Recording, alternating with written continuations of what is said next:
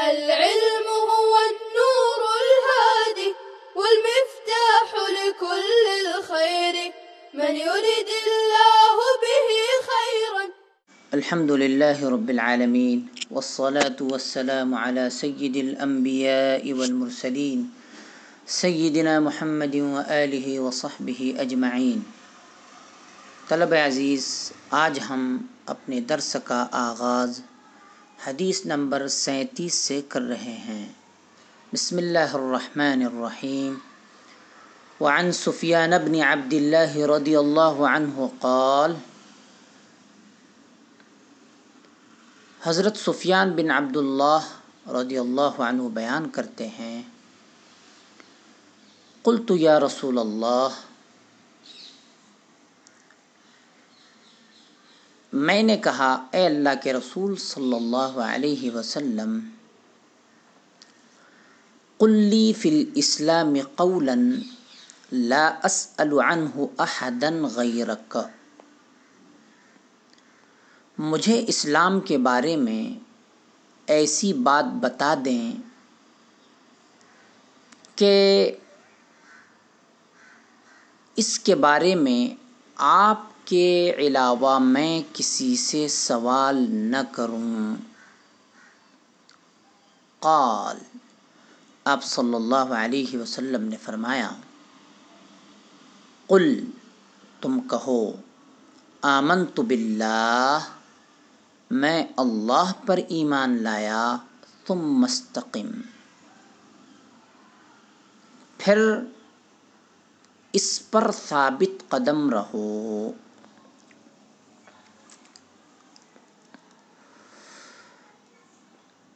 فوائد حدیث میں سب سے پہلے ہم یہ بیان کر رہے ہیں، جیسا کہ اوپر بھی ہم بیان کر چکے ہیں، کہ استقامت کا مطلب کیا ہے۔ استقامت کا مطلب ہے اسلام کے اوامر و نواہی۔ اوامر جن باتوں کا اللہ اور رسول اللہ صلی اللہ علیہ وسلم نے حکم دیا ہے، نواہی جن باتوں سے اللہ اور رسول اللہ صلی اللہ علیہ وسلم نے منع فرمایا ہے۔ تو اسلام کے اوامر و نواہی پر نہایت ثابت قدمی سے عمل کرنا، نیز فرائض و سنن اور مستحبات کو بجا لانا، اور محرمات و مکروہات سے اجتناب کرنا۔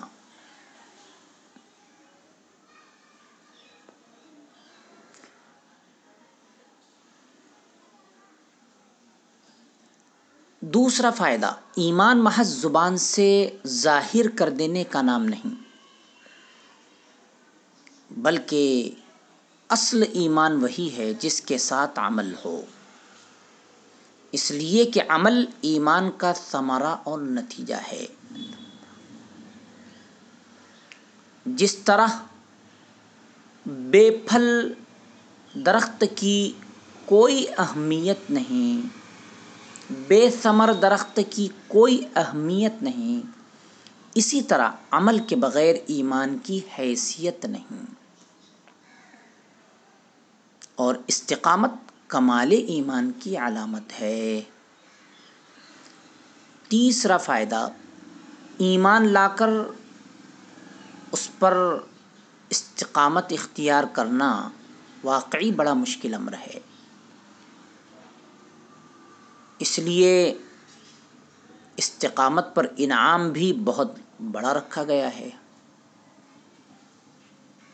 جیسا کہ ہم باب کے شروع میں آیات کریمہ پڑھ چکے ہیں۔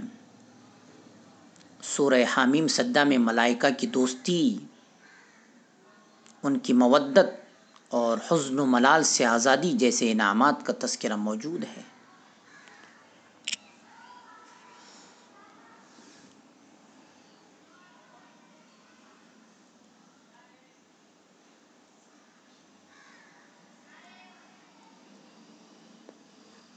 راوی حدیث حضرت سفیان بن عبداللہ رضی اللہ عنہ کے مختصر حالات۔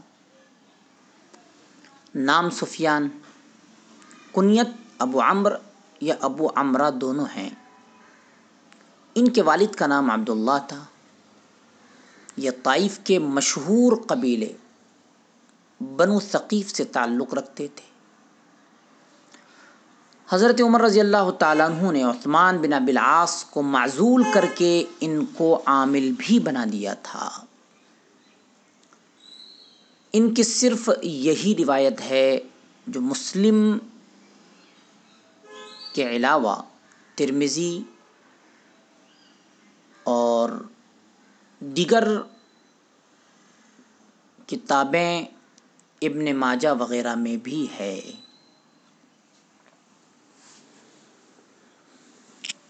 حدیث نمبر 38 ہم پڑھ رہے ہیں۔ وعن ابی ہریرہ رضی اللہ عنہ قال قال رسول اللہ صلی اللہ علیہ وسلم قاربوا وسددوا۔ حضرت ابو ہریرہ رضی اللہ تعالیٰ عنہ سے روایت ہے کہ رسول اللہ صلی اللہ علیہ وسلم نے فرمایا، اعتدال کی راہ اختیار کرو، وسددوا اور سیدھے سیدھے رہو، وَاعْلَمُوا أَنَّهُ لَن يَنْجُوَ أَحَدٌ مِّنْكُمْ بِعَمَلِهِ وَاعْلَمُوا أَنَّهُ لَن يَنْجُوَ أَحَدٌ مِّنْكُمْ بِعَمَلِهِ، اور یہ بات جان لو کہ تم میں سے کوئی شخص صرف اپنے عمل سے نجات نہیں پائیں گا۔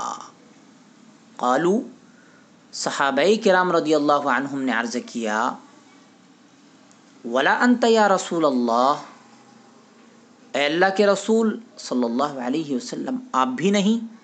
قال، آپ صلی اللہ علیہ وسلم نے فرمایا، ولا انا، ہاں میں بھی نہیں، الا ان یتغمدنی اللہ برحمت منہ وفضل، مگر یہ کہ اللہ مجھے اپنے فضل اور رحمت میں ڈھانپ لے۔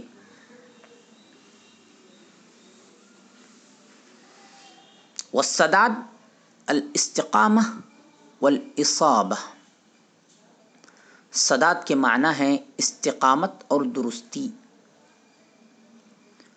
قال العلماء معنی الاستقامت لزوم طاعت اللہ تعالی، علماء نے کہا ہے استقامت کے معنی ہے اللہ کی اطاعت کا اہتمام کرنا۔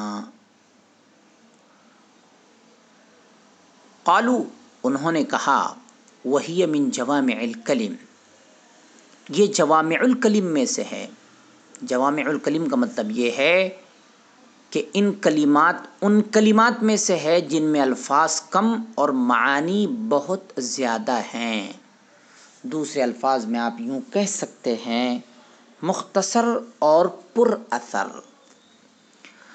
وہی نظام الامور، اور معاملات کا نظم اس سے وابستہ ہے۔ وباللہ التوفیق۔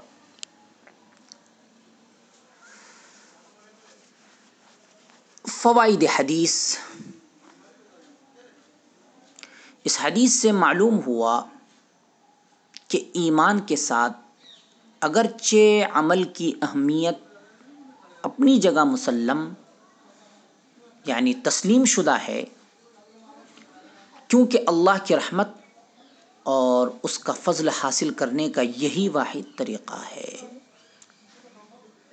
تاہم تمام اعتماد صرف عمل ہی پر نہیں ہونا چاہیے، کیونکہ عمل کسی کوتاہی کی وجہ سے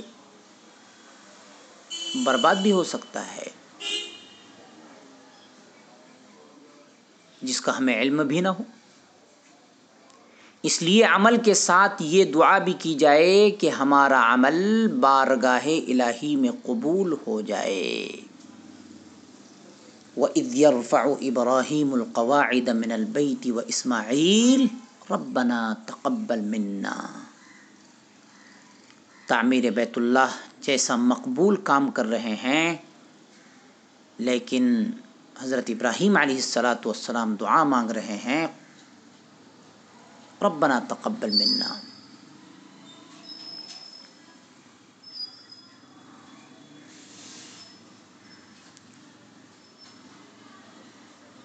اور وہ ہمیں اپنے دامن رحمت میں ڈھانپ لے، یعنی یہ دعا کرنا چاہیے کہ ہمارا عمل بارگاہ الہی میں قبول بھی ہو جائے اور وہ ہمیں اپنے دامن رحمت میں ڈھانپ لے، اور ہر عمل میں اخلاص نصیب ہو، کہ اخلاص کے بغیر بڑے سے بڑا عمل بھی مردود ہے۔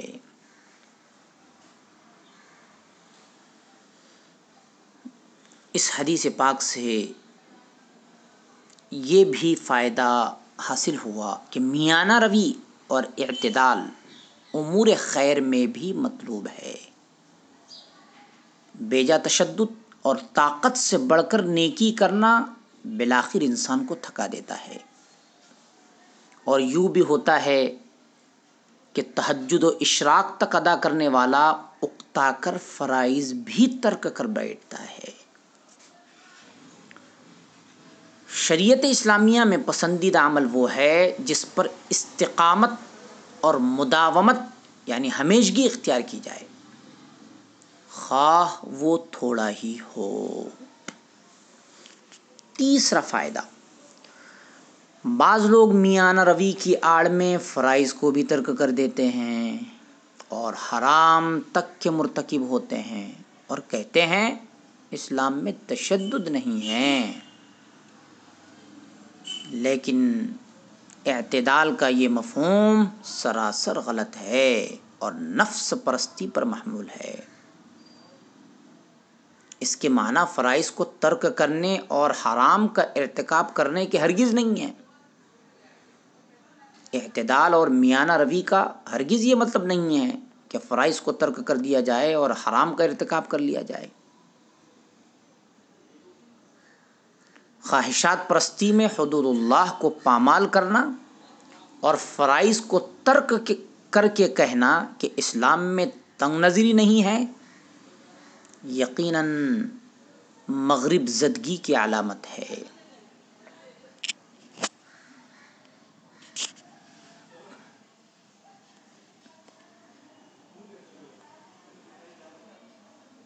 اس حدیث پاک سے یہ بات بھی معلوم ہوئی کہ آدمی اللہ ہی کی رحمت سے جنت میں داخل ہوگا۔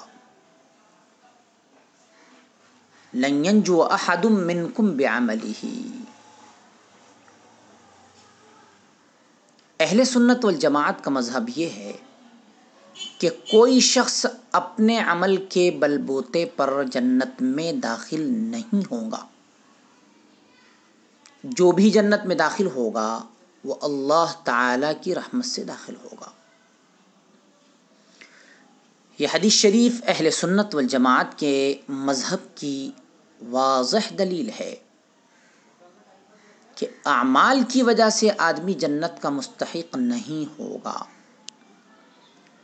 جنت میں دخول صرف اور صرف اللہ جل شانہ کے فضل اور رحمت سے ہی ہوگا۔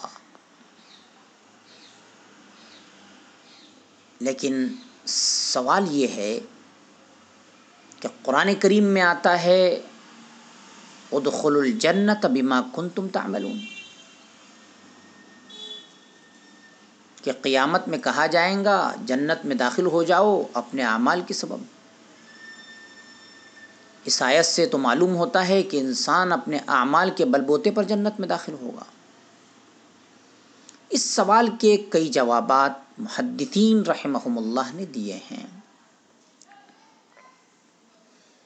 ایک جواب یہ ہے کہ اعمال دخول جنت کے لیے سبب بن رہے ہیں، مگر اس سے پہلے ایمان، ہدایت، اخلاص وغیرہ یہ سب تو اللہ تعالیٰ کی رحمت اور فضل ہی سے ہوا ہے. تو گویا کہ دخول جنت بھی اسی رحمت اور فضل سے ہوا.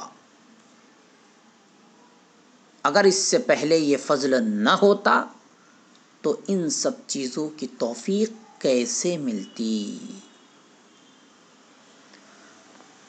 دوسرا جواب یہ دیا جاتا ہے کہ دخول تو صرف اور صرف اللہ تعالیٰ کی رحمت و فضل سے ہوگا، مگر درجات عالیہ، اعلیٰ درجات، بلند درجات اعمال کے اعتبار سے ملیں گے. وَلِكُلٍّ دَرَجَاتٌ مِّمَّا عَمِلُوا.